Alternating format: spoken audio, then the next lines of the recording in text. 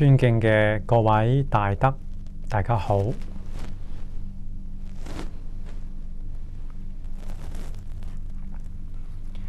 今日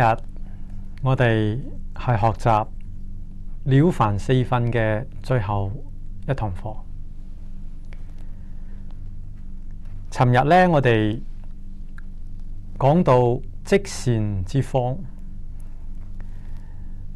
了凡先生喺呢一篇積善之方嘅文章裏邊，先同我哋舉出10個例子，證明易經上面所講嘅積善之家必有餘慶。咁然後呢，就同我哋詳細咁樣分析乜嘢呢啲善係如何嚟辨別。佢舉出咗8對辨別善嘅標準。所謂善嘅真假、善嘅端曲、善嘅陰陽、善嘅是非、善嘅偏正、善嘅半滿、善嘅大小、善嘅難易。咁我哋尋日呢一齊學習咗前面5對。咁今日呢，我哋就繼續嚟學習從分別善嘅大小嚟開始睇。請睇呢個何謂大小。咁了凡先生喺文中舉出例子同我哋嚟說明。講到舊陣時呢，宋朝有個官員叫做衛宗達。呢個衛宗達有一日呢，佢個魂魄俾嗰個鬼卒攝到嚟呢個陰間嘅呢個閻羅王府。咁閻王爺呢就嚟審判佢。首先佢就命呢個啲鬼卒抬出咗衛宗達嘅善惡錄。咁見到呢個記錄佢惡嘅方面嘅呢個記錄多到成個庭院都堆滿晒，而記載衛宗達善嘅方面嘅記錄呢，就只有一條筷子咁幼。咁然後呢，嗰個閻王爺就命令人嚟稱一稱呢個善同埋惡嘅呢兩個記錄，睇下邊個重。發現竟然嗰個善嘅只有一個筷子咁幼嘅反而重過記錄惡事嘅嗰啲記錄。把嗰啲全個庭院嘅記錄冚唪唥放喺秤上面稱，都不如嗰個善錄咁重。咁睇到呢度時候呢，衛宗達呢就請問閻王爺啦。佢話：我都未夠40歲點解我嘅惡錄竟然充滿晒整個庭院呢？有冇做咁多惡事啊？閻王爺就回答佢啦，話只要一念不正就係惡啦。仲未等到你去犯，你嘅惡已經被記錄落嚟啦。所以可見得真係天地鬼神難欺欺騙不了佢哋。哪怕是我哋起咗一個惡念，你睇下都記錄落嚟咯。咁又問啦，我嘅善錄只有一個筷子咁短，係到呢個咁幼究竟裏邊記咗係乜嘢呢？閻王爺就同佢講啦，話舊陣時皇帝呢要下令興建大功，要修一個三山石橋，呢個係勞民傷財嘅決定。咁你呢？當時上書奏請皇上終止呢個工作，唔好建呢個三山石橋。咁嗰個韋仲達就問啦，我當時雖然奏請皇上但係皇上冇允許我仲係要建嗰個三山石橋點可能呢？有咁樣嘅善力呢？仲重過嗰啲整個庭院嘅惡鹿。咁嗰個閻王爺就講啦，嗰時朝廷呢冇聽從你嘅意見但係你要知道你起心動念係為咗萬民為咗老百姓如果朝廷聽從你嘅意見咁你嘅善力就更加大啦。所以從呢度我哋可以睇出一個善力嘅大小唔在乎你事情嘅成功與否，全在乎你嘅發心係咪真誠，係咪為公冇任何嘅私心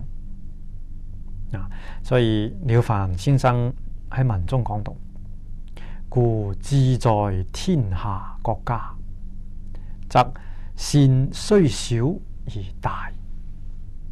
久在一身，雖多亦少。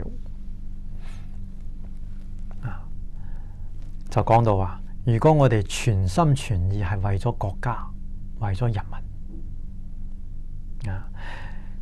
呢個咁大嘅心量所做嘅善事，哪怕是係芝麻綠豆咁細嘅善事嗰個善力我哋話功德都係無量無邊所以隨住我哋嘅心量擴大我哋嘅善事嘅功德利益就擴大。如果我哋心量細只係為咗自己一生或者係為咗自己一家久在一身呢，雖多亦少你做善事係為咗自己得福報甚至要為咗自己出名嘅總不出為咗自己打算咁樣你做嘅再多嘅善事，嗰個功德仲係好細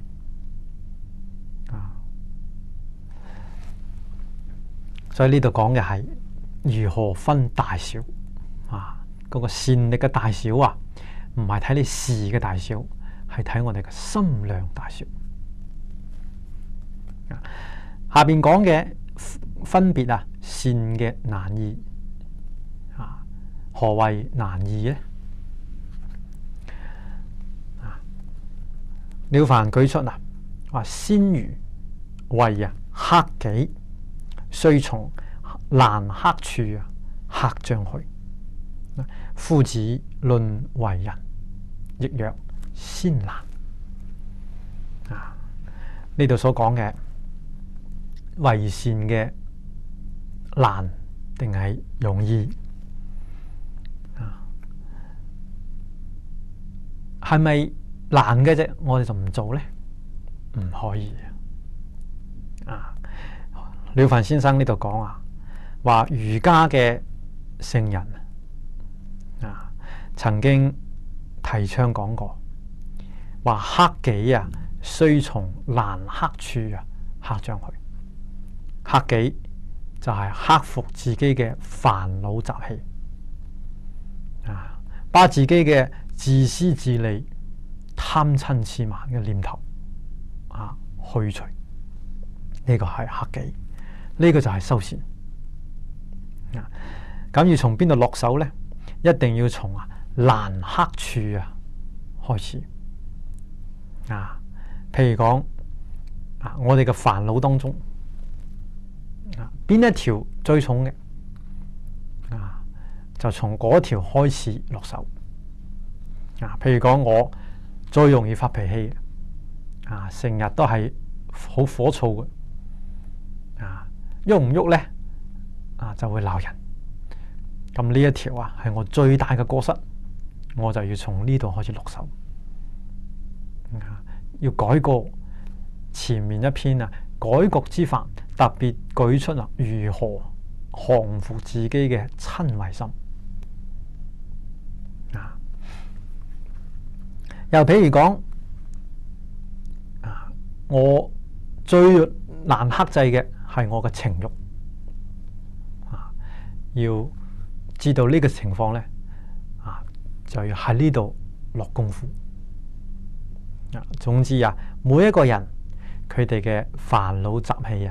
都唔相同都係要自己要有自知之明，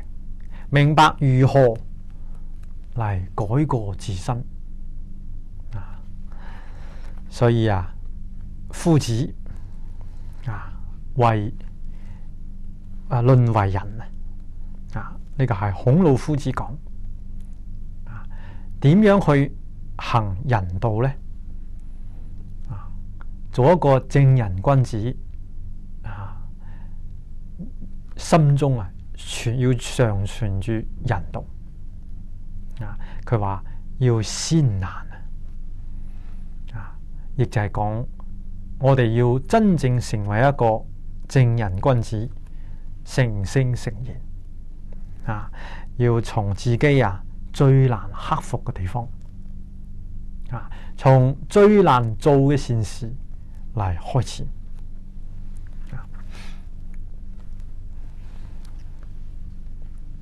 咁下邊了凡又舉出幾個例子講明古人係如何從難克處去克制自己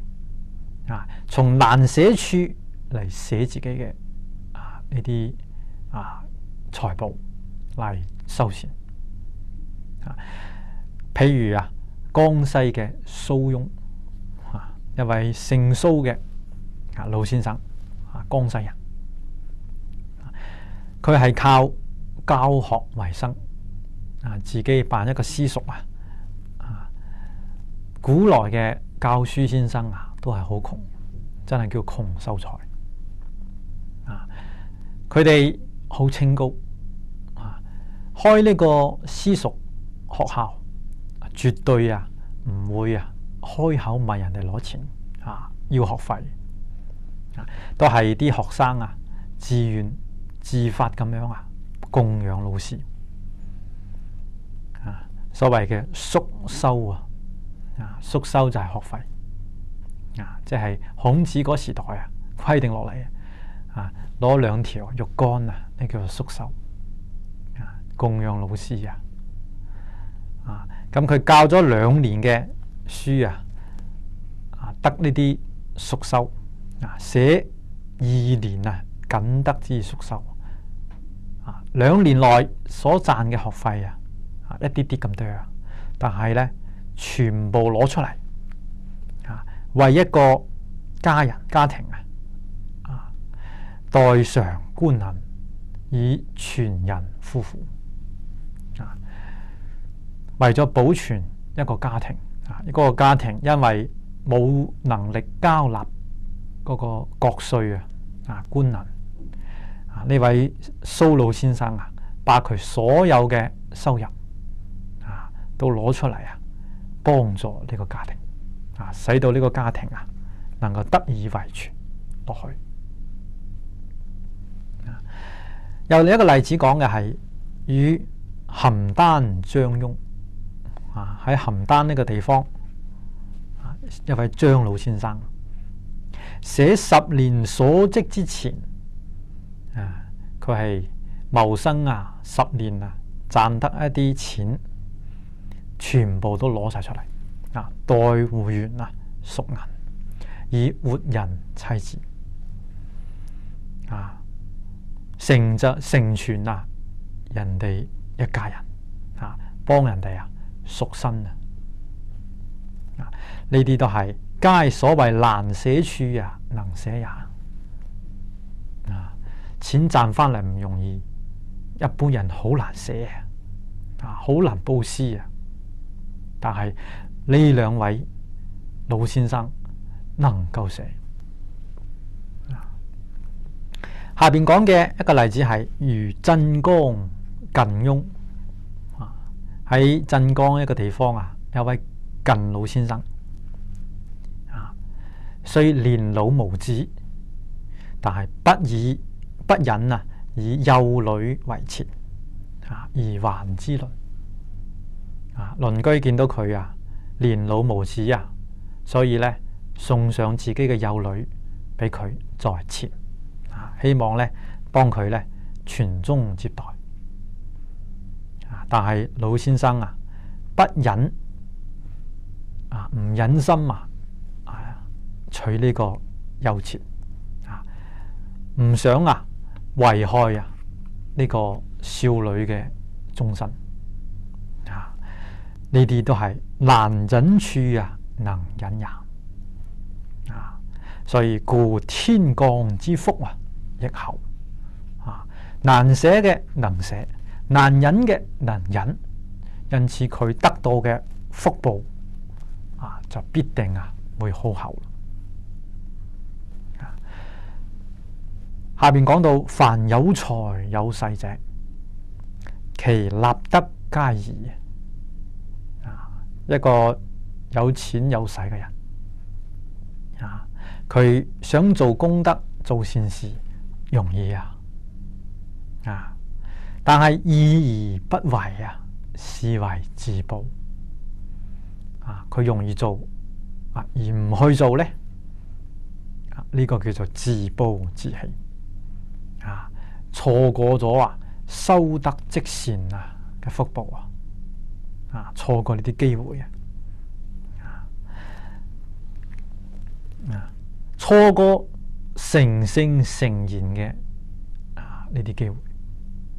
弟子規上面講勿自暴勿自棄聖語言可順之我哋一個人唔好自暴自棄，應該發起高尚嘅志願學做聖賢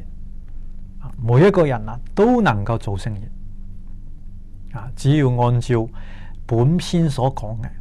呢種方法就可以成聖成賢嗰啲有能力做嘅而唔去做呢個就係再可憐不過啦。又譬如講我哋有能力有能力可以幫助社會幫助眾生嘅，如果唔出嚟幫助呢個也是自暴自棄所以我喺大學裏邊都有8年嘅講課嘅經驗所以講課對我嚟講唔算一件好難嘅事情師父勸導我放下你世間嘅大學嘅呢個教職從事聖言嘅教學，呢個對眾生對社會利益係至大不過所以想要今生立德既然有呢個能力啦立德有呢個機會咁就唔可以意而不為視為自暴啦如果得到老師咁樣嘅教導咁樣嘅鼓勵有呢個機會仲唔奮勇向前呢個就係自暴自棄。下面講貧賤作福皆難，難而能為呢，斯可貴矣。一個窮人要布施好難，冇錢啊嘛，想種福都好難。但係雖然難，佢仲係要做，難而能為好似前面講嘅一個少女喺寺院度布施2文錢，呢個係全部嘅家當，通通攞晒出嚟布施，呢個係難而能為施可貴呢個先係真正嘅可貴所以我哋見到好多大德同學喺呢度道場護持有啲屋企裏邊亦都係唔係咁富裕，但係見到佢哋布施都係非常慷慨好呢個捨得，呢個非常可貴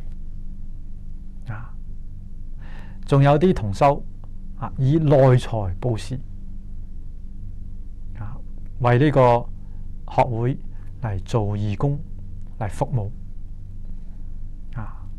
甚至可能能力上有欠缺嘅佢哋都努力去學習係幫助呢個道場幫助弘揚佛陀教育、聖言教育呢啲都係非常之難能可貴咁呢度講嘅係難易嘅分別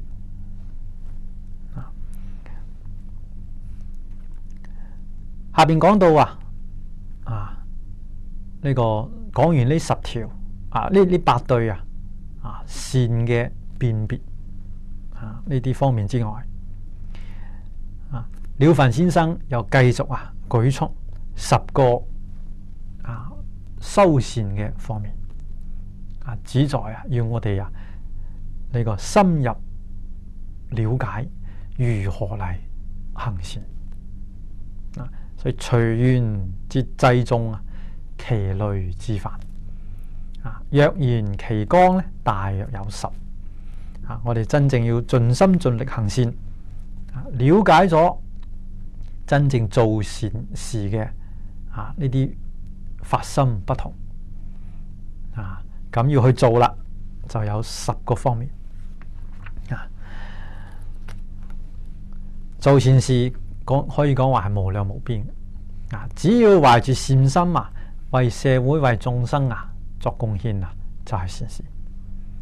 不係為自己，而係為大眾咁了凡先生同我哋舉出10條大綱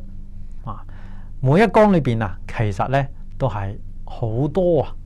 無量無邊嘅我哋要學咗之後呢，至緊要懂得常存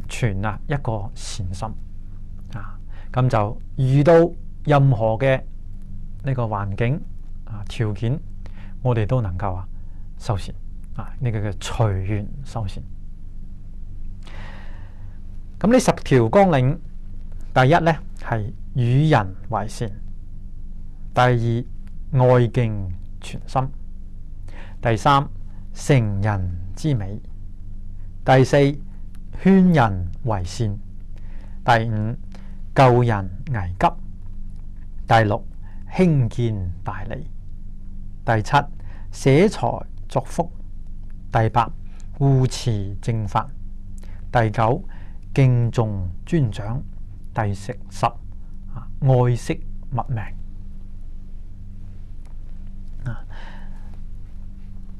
你講咗10個方面我哋呢一條一條咁嚟學習。第一係何謂與人為善呢？乜嘢係與人為善？了凡講咗大信嘅一個故事，話舊陣時大信喺雷澤呢個地方一個湖見到呢湖邊好多人喺度釣魚，嗰啲深嘅水灘裏邊魚好多嘅地方都被嗰啲年輕嘅人霸佔咗。嗰啲年老嘅人呢，只能係去到呢個急流淺灘裏邊嗰啲魚好少嘅地方嚟釣魚。所以舜睇見呢一種但呢個年青人不讓年老人呢一種情景心裏邊呢亦都好難過。咁發心呢嚟教化眾人，扭轉呢一種不良嘅風氣。所以佢自己呢亦都帶住魚竿去釣魚啦。喺嗰度釣魚呢，其實目的唔係為咗釣魚，為咗呢教化世人。你要教化佢哋，必定要同佢哋同事。好似華嚴經師父最近喺度講緊菩薩嘅四攝法。呢個嘢布施愛語同事利行。呢個四攝中嘅同事就係同你做一樣嘅工作。同你一齊做嘢先可以嚟教化你。所以舜喺嗰度釣魚嘅時候呢，見到爭嘅人，爭嗰啲水位嘅，啲人呢就唔批評佢，反而呢隱蔽佢嘅過失。見到有人偶然讓出水位俾一啲年紀大嘅人呢，咁舜一定係大加讚嘆嚟表揚，而且呢仲要表演出嚟向佢學習，效法佢一樣嚟讓啲好嘅水位俾啲年紀大嘅人嚟釣魚。咁過咗1年之後呢個社會風氣就扭轉過嚟啦。所有嘅人都能夠互相謙讓，把好嘅水位讓俾呢啲年紀大嘅人。所以你睇下舜你哋咁樣嘅大德身為帝王佢完全可以講一句說話嚟，你哋唔准咁樣欺負老人家，應該要把你個好嘅水位讓出嚟。講一句說話就搞掂啦。佢點解唔講咁樣嘅說話，而要親自去帶動大家呢？你就係用身教而不用言教。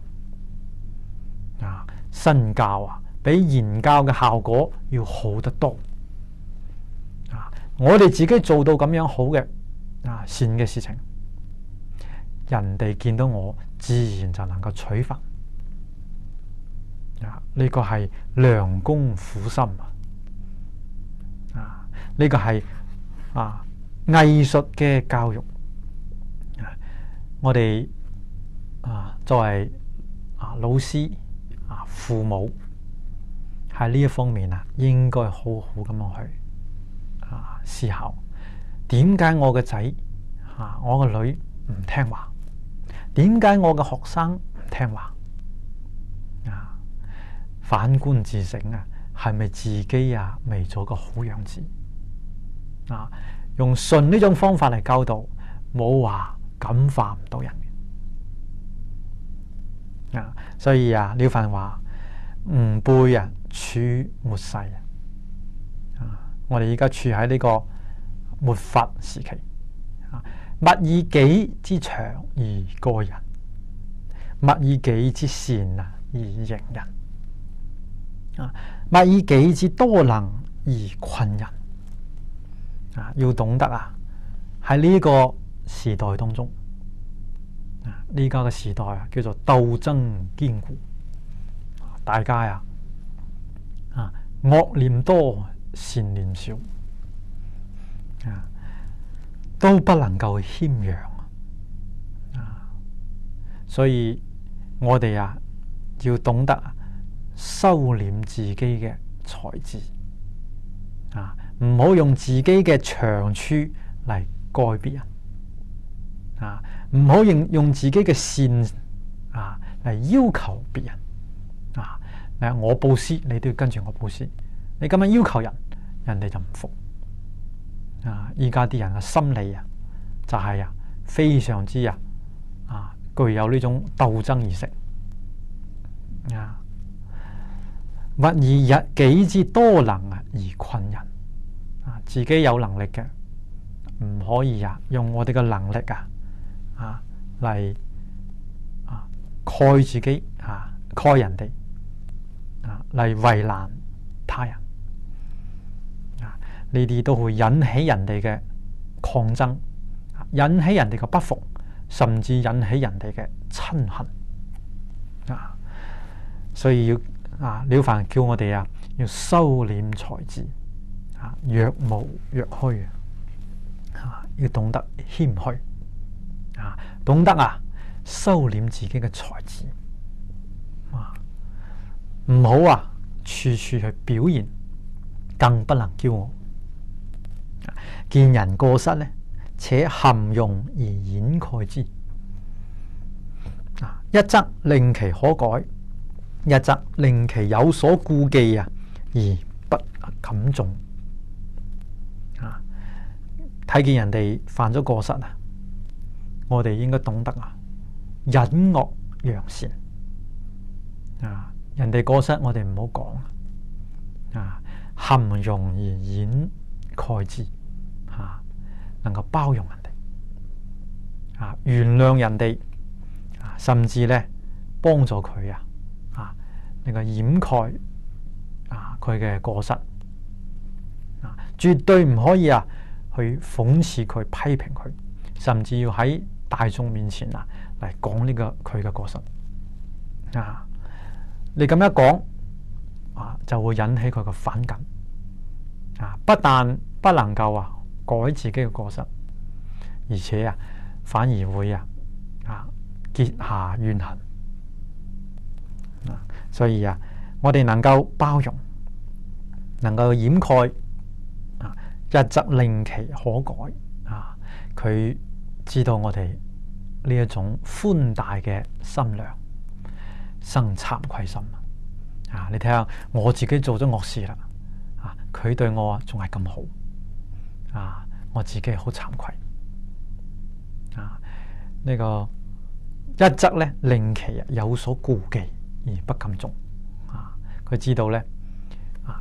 呢個我喺度包容佢，我係知道佢有過失，但係呢我係呢個包容而不批評，唔係話唔知。所以佢能夠感覺到你呢一種用心，所以佢都有所顧忌，唔敢縱容放肆。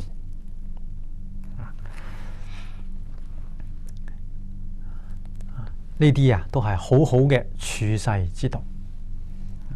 下面講嘅，見人有微長可取，小善可錄，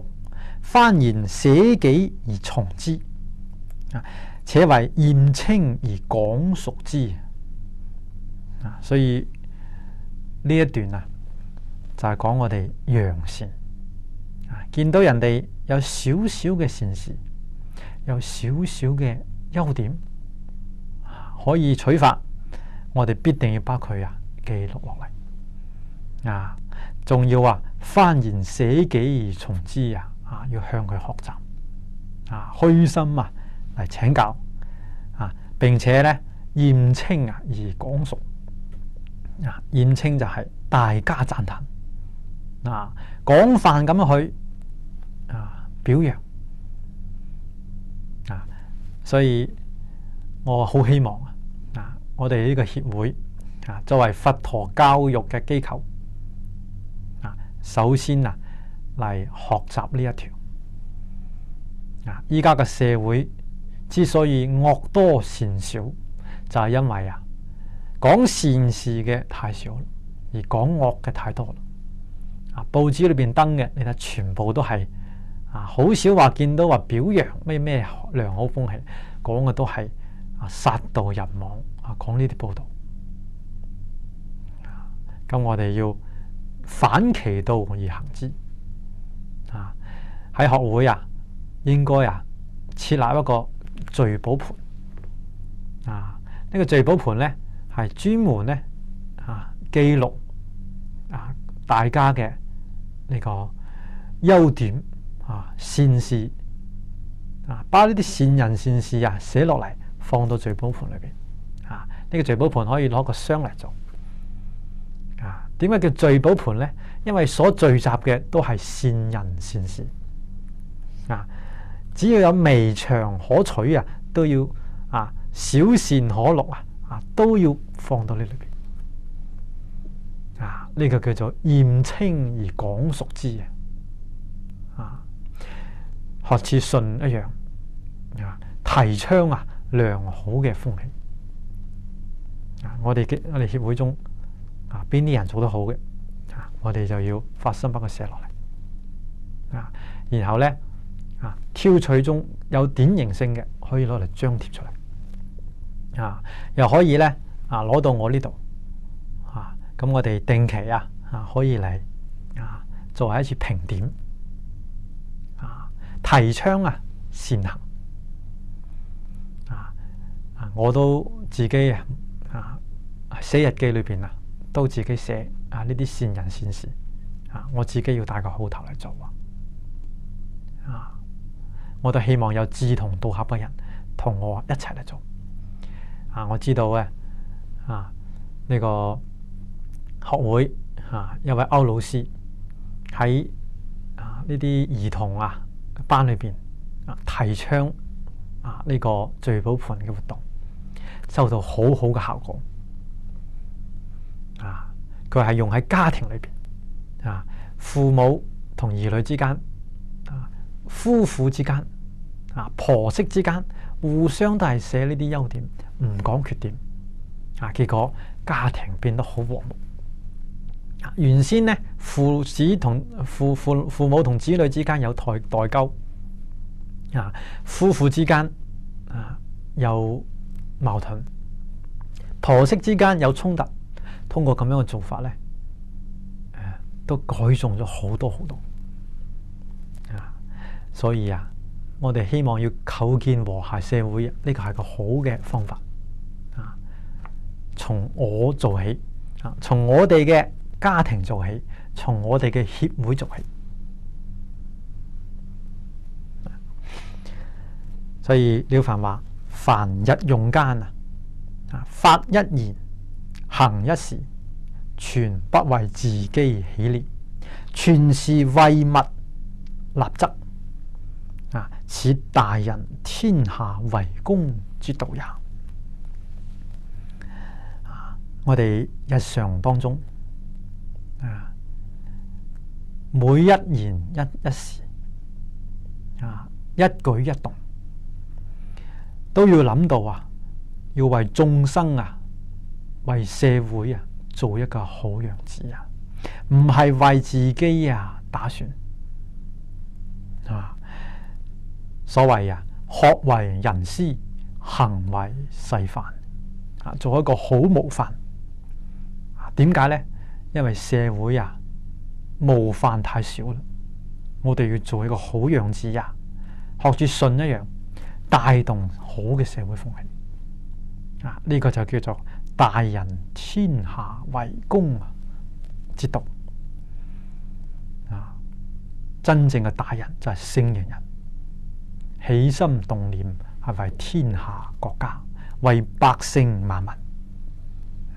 佢哋嘅心量如此之大天下為公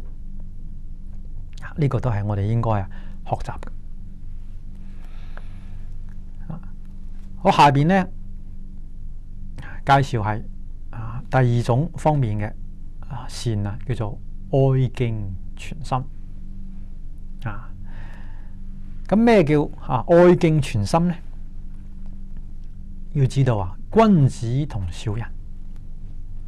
喺表面上嚟睇，可能睇唔出嚟差別不大同是人啊嘛但係君子同小人嘅區別就係一點全心不同小人嘅心係為自私自利啊。而君子嘅全心呢，就係天下為公啊。呢個就係同小人呢個不同如黑白之相反啊。呢個了凡呢度講故曰君子所以異於人者同人不同嘅係咩呢？以其全心也。君子所存之心只是愛人敬人之心愛人敬人嘅心就係慈悲心呢個心係真誠嘅冇一啲虛妄佛家所講嘅慈悲為懷所以真正嘅愛心係一切善行嘅基點如果冇愛心，就冇辦法真正去行善而愛心點樣培養呢？敬心如何培養呢？最緊要要從孝順父母開始孔子喺《孝經》裏面講話不愛其親而愛他人者，謂之背德。你父母都唔愛，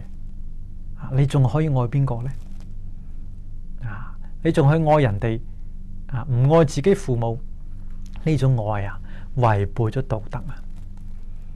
佢點解要愛呢？因為佢有利所圖嘛。佢愛個人肯定係對佢有利益嘅，佢先愛。如果冇利益，佢唔愛。父母恩德咁大，對佢冇利益嘅時候，佢都唔愛啦，仲會愛人哋咩？敬又係一樣，不敬其親而敬他人者，謂之背利違背咗道理。所以我哋想要提倡愛敬嘅社會風氣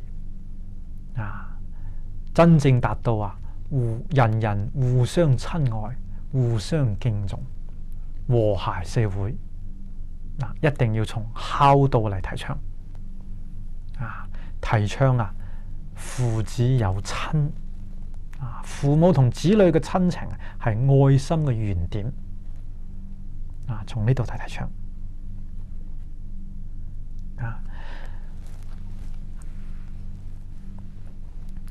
從孝敬父母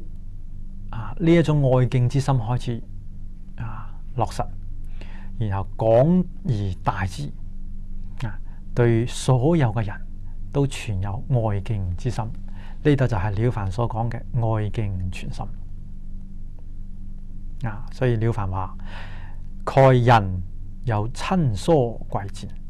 有志於言不肖萬品不齊，皆吾同胞，皆吾一體，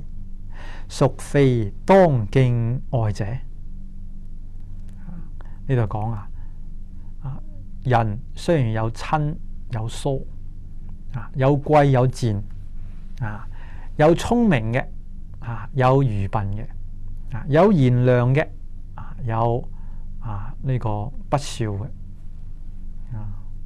呢個為非作歹嘅人都有，萬品都不齊佢哋嘅呢種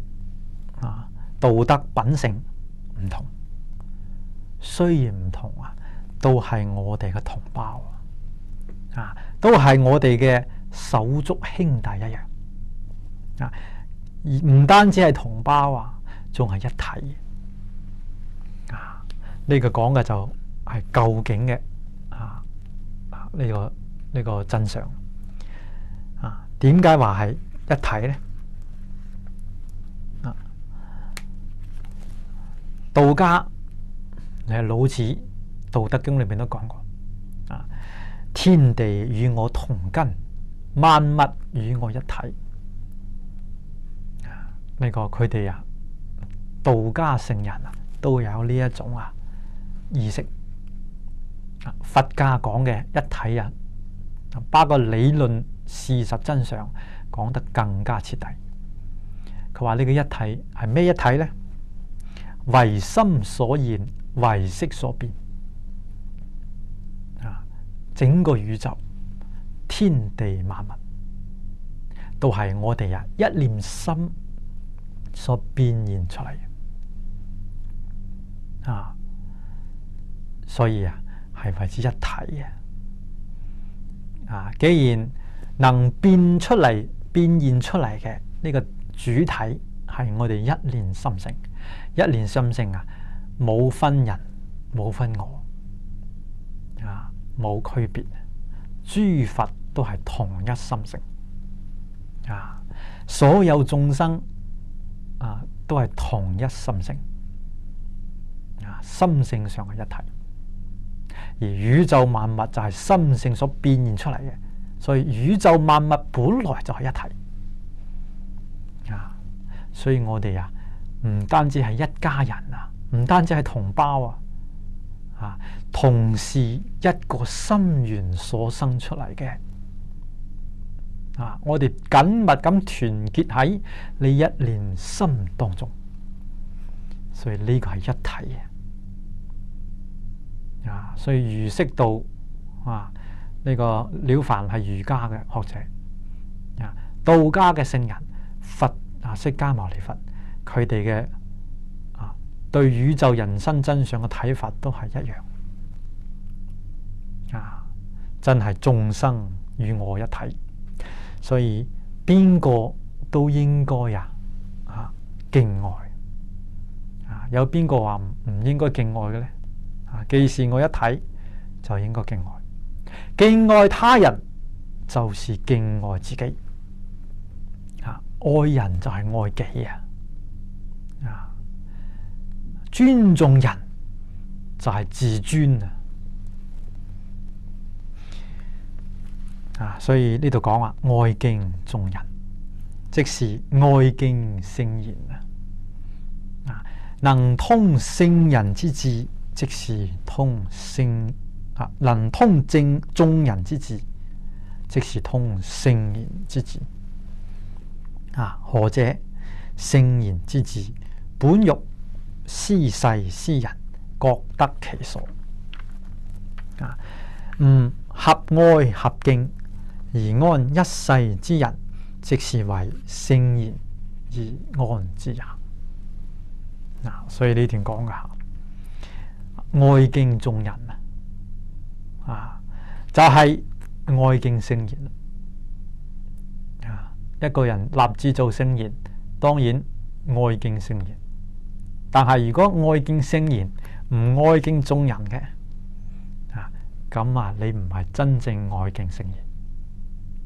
譬如講我哋尊敬佛菩薩，向佛菩薩頂禮，每日都獻上鮮花水果供品，但係呢，對人唔禮貌，唔尊敬，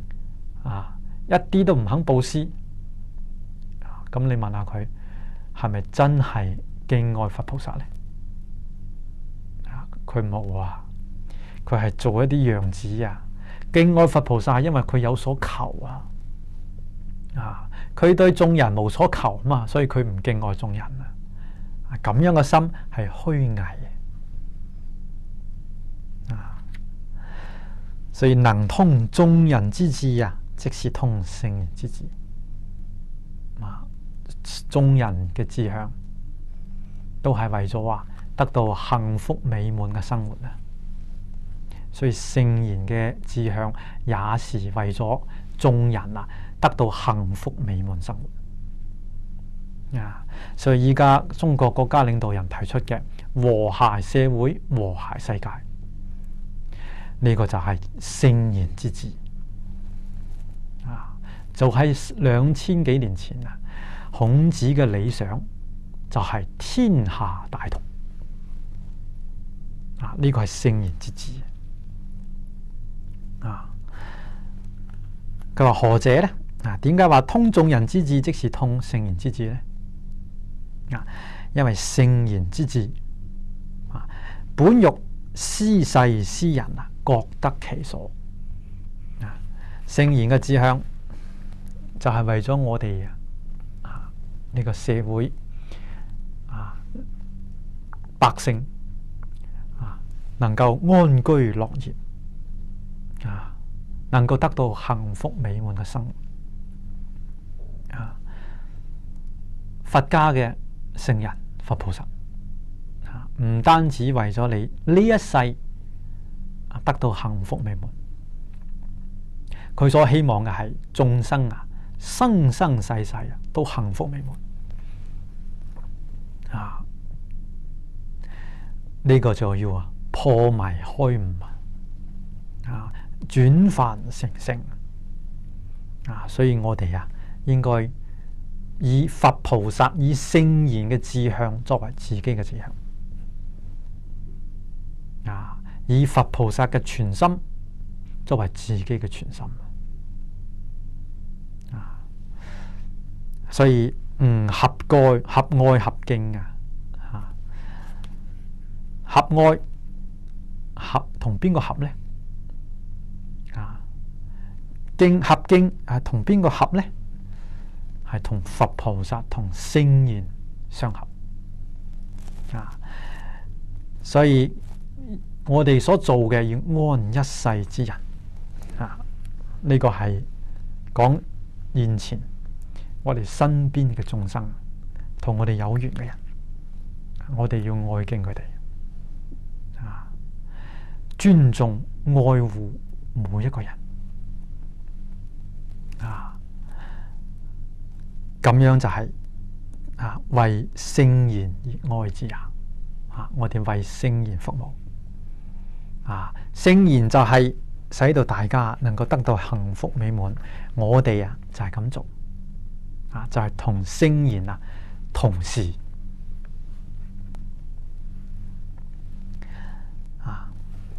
咁呢度講嘅係愛敬全心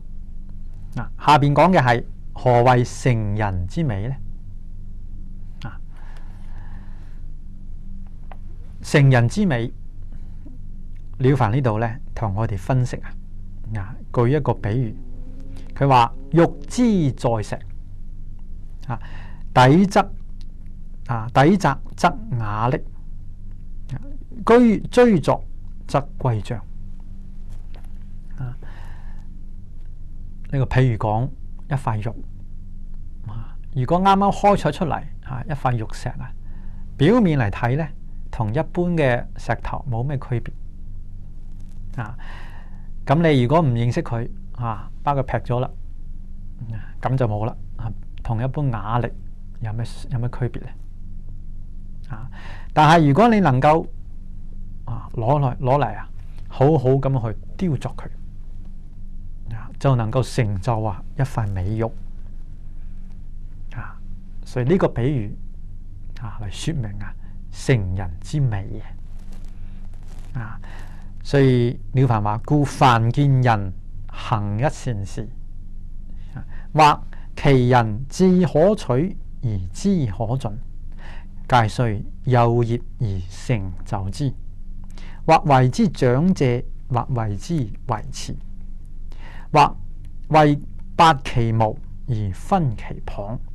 務使之成立而後已。如果見到人有做一件善事或者係佢嘅志向好崇高呢個好值得係可取佢嘅資質呢亦都唔錯好值得我哋去幫助。呢個時候我哋要知道可能佢哋處嘅環境呢係唔容易嘅，唔容易成就嘅。咁我哋要努力幫助佢獎勵佢鼓勵佢呢個係有業而成就之咁嚟成就佢呢啲善行成就佢嘅崇高嘅志向使到佢嘅資質得以為眾人嚟服務呢個為之長謝，為之維持就係不斷咁樣嚟成就佢如果遇到一啲善人啊，或者佢因為性格比較直率啊，可能咧得罪咗人啊，受到人哋嘅侮辱啊、誣陷，咁我哋應該啊幫助佢啊澄清啊，使到佢咧能夠恢復清白嘅名譽啊，使佢能夠得以成立啊，咁樣先能夠真正使到佢有呢種機會為社會眾生服務啊。因為一般人我哋話俗人多人人正人君子少所以大家見到一啲善人一啲品德崇高美好嘅，往往都係嘲笑佢侮辱佢，甚至誣陷佢或者障礙佢而真正嘅善人豪傑，可能佢嘅性格係非常正直容易得罪人所以我哋見到點解善事好容易敗壞？所謂好事多磨點解善人常常會受到毀謗？呢啲就係呢個道理。所以作為一個真正嘅仁人長者應該見到呢啲情況應該挺身而出幫助呢啲善人，幫助呢啲仁人君子嚟輔助佢成就佢嘅事業成就佢嘅志向，呢個功德就無量。呢個講嘅係成人之美咁依家時間到啦，我哋先休息一陣多謝大家。